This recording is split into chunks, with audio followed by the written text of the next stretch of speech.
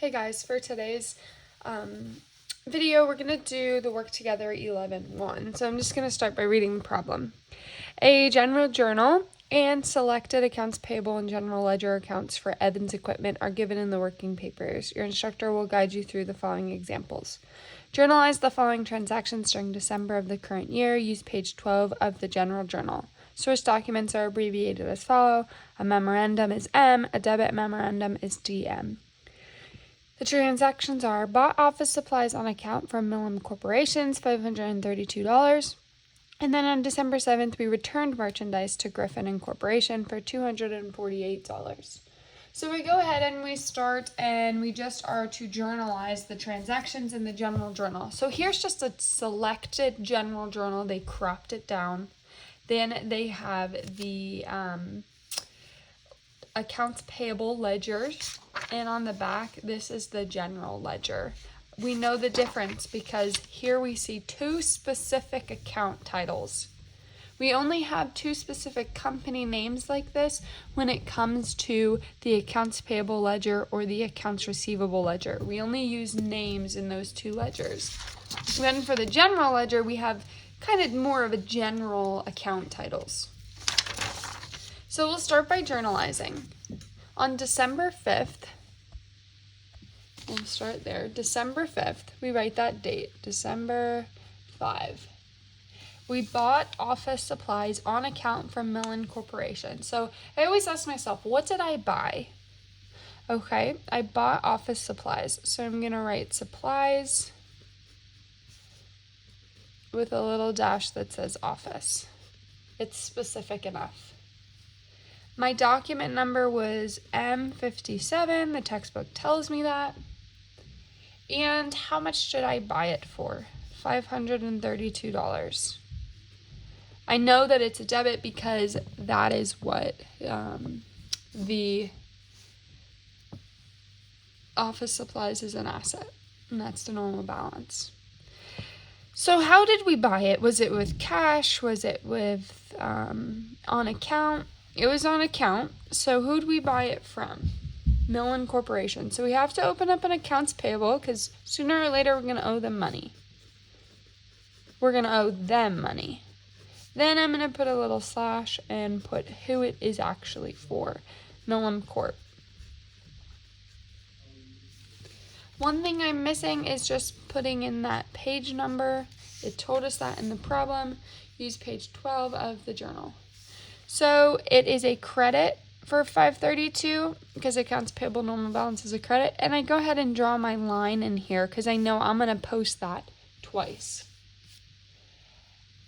All right, that one's good to go. Then on December 7th, we returned merchandise to Griffin Corporation for $248, DM 32. So the first thing I'll do is just put the date in. And I returned merchandise. So that means I bought something and I'm returning it. So I bought it on account.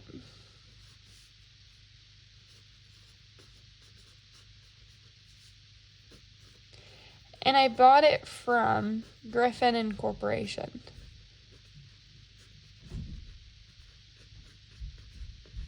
When I return something, I use this account called purchases, returns, and allowances. The normal balance of purchases, returns, and allowances is a credit, $248, and this is going to be debited for $248.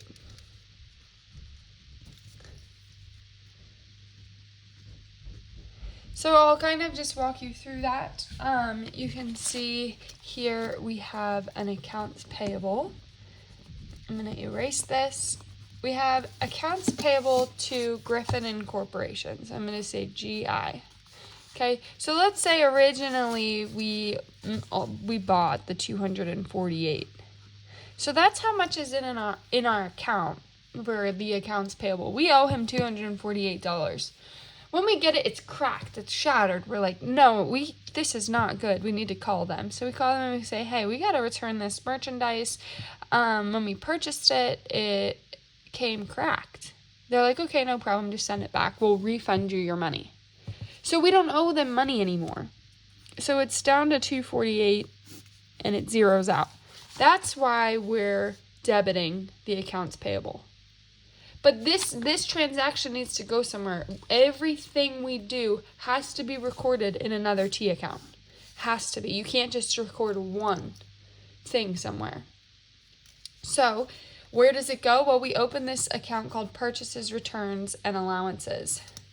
Purchases, Returns. I'm going to abbreviate. Purchases, Returns, and Allowances.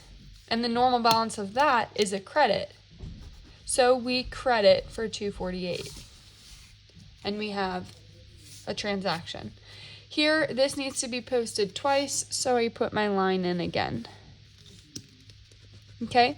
The next part of the problem is going to ask us to post now. So, of course, I forgot my document number, DM32, I think it was. So part 2 says post each general journal entry to the accounts payable and general ledgers. I'm going to do it exactly how it asked me. It said post each journal entry to the accounts payable ledger first. That's what it asked. So I'm going to start with anything that says accounts payable. Accounts payable, Millen Corporation, I'm going to start with them. I'm going to come down to Millen Corporation. This is the accounts payable ledger. I'm going to put the 5th. The post reference is G12, and it was a Millen Corporation, a credit for $532. $532.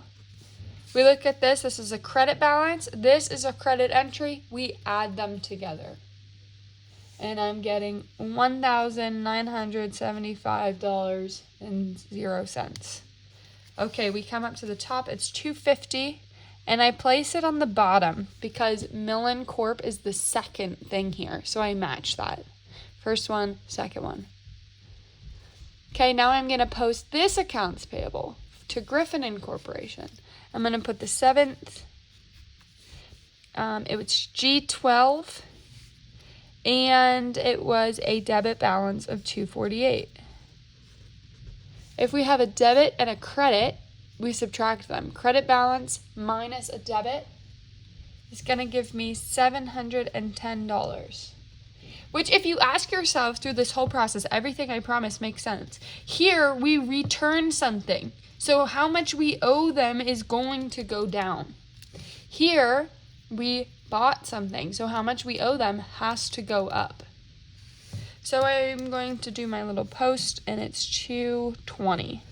That's where I can look at this and be like, okay, where did I post this? Oh, down here. And you can look. Now we need to post these transactions to the general ledger. Now we're on to the general ledger. So we just start at the top and work our way down. So we have office supplies. So I'm going to start there. I had office supplies. The date was the 5th. G12, it was a debit of $532. And if we have a debit and then a debit running balance, we add them to get $3,480. Debit plus a debit. 1145, I do that posting, 1145, and I'm good to go. Next one is accounts payable. Here's my general account for accounts payable. See, it's not specific anymore because we want to have both. We want to have the specifics, and we also want to just have a general account. So I'm going to post the 5th. The entry is G12. It was a credit of $532. And we have a credit and a credit entry, so we're going to add them together to get $9,025.50. 2110. 2110. Again, accounts payable was the 7th. G12. It was a debit for $248. A credit is subtracted from a debit balance or a debit entry to get $8,775. $277.50. 2110. 2110. Last one is the purchases, returns, and allowances. Okay, we have the 7th G12. Journal 12 is what that means. 248 was the credit.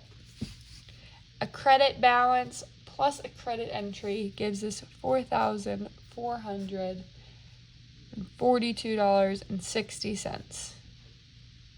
And that is finished. We posted all the transactions, and now we can see the new balances in the entries. Sorry that it's blurry. All right.